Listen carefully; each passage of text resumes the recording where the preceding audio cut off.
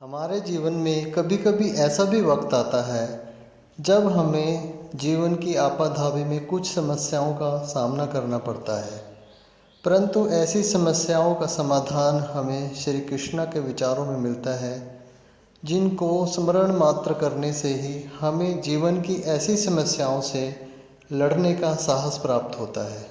तो आइए ऐसे ही कुछ विचारों को इस वीडियो में सुनते हैं और कोशिश करते हैं कि हम अपने जीवन की सभी समस्याओं से मुक्ति पा सकें। जिनके मन और आत्मा में सामंजस्य है, जो इच्छा और क्रोध से मुक्त हैं, जो अपनी आत्मा को जानते हैं, उनके साथ ईश्वर स्वयं है। हम वही देखते हैं जो हम हैं, और हम वही हैं जो हम देखते हैं। जो हुआ अच्छा हुआ, जो भी हो रहा है वो अच्छा ही हो रहा है, और जो होगा वो भी अच्छा ही होगा। परिवर्तन ही इस संसार का नियम है,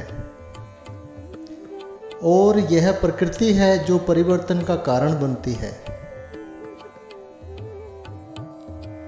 गर्मी और ठंड, सुख और दर्द की भावना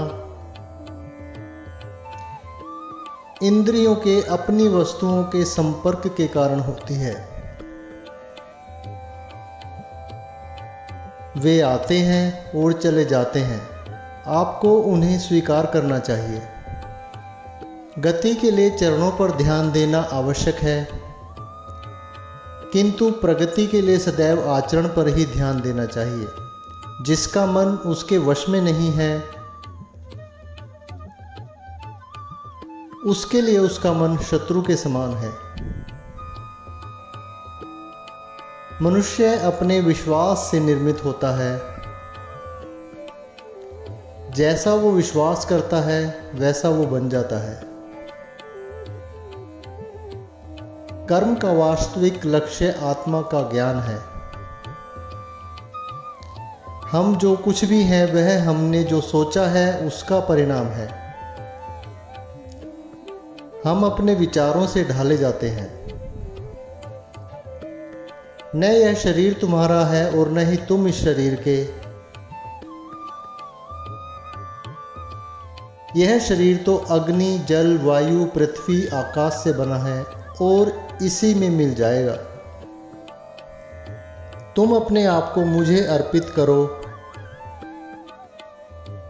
यही सबसे उत्तम सहारा है। जो इसके सहारे को जानता है वह भय, चिंता, शोक से सर्वदा मुक्त है। इच्छाओं में कमी ही सुख की कुंजी है। सभी स्वार्थी इच्छाओं पर काबू पाना पर्याप्त नहीं है।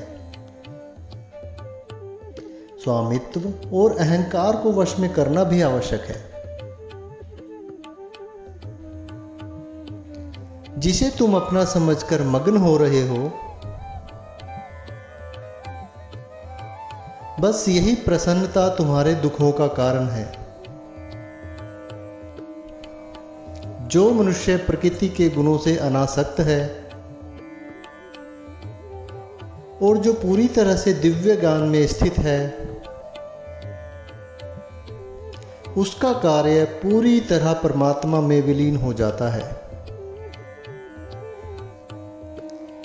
अभी निराश मत हो, क्योंकि तेरा वक्त कमजोर हो सकता है, तू नहीं।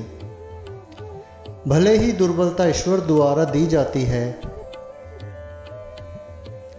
लेकिन गरिमा मनुष्य के मन को स्वयं निर्मित करती है। अंत में सभी आत्माओं को परमात्मा में मिल ही जाना है। यही तो आत्मा का अंतिम लक्ष्य है। सभी जीव मुझ में हैं और मैं सभी जीवों में हूँ।